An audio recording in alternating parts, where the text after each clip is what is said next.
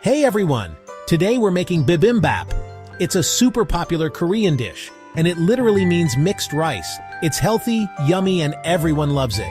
Bibimbap has rice, colorful veggies, tasty meat, and a perfectly fried egg. You mix it all up, and the flavors become amazing. It's like a flavor party in your mouth. Making bibimbap is easy peasy. We're using a sheet pan. One pan means less cleaning. Just spread everything out on the pan, roast it in the oven, and you're done. The sheet pan makes cooking super fast, and everything cooks perfectly. You get crispy edges and tender insides. So good!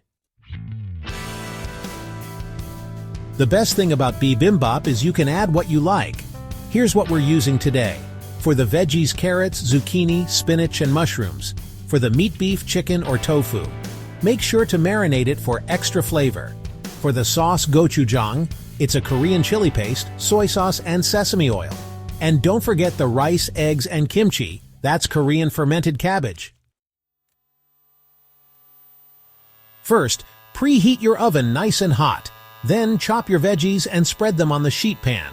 Add your marinated meat, but don't put too much on the pan. Roast it all in the oven for about 20 minutes or until it looks cooked. While that's roasting, cook your rice and fry an egg for each person.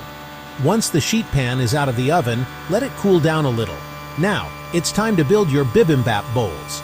Start with rice, then add the roasted veggies and meat, a fried egg, and some kimchi. Drizzle your sauce over everything. Mix it all up and enjoy.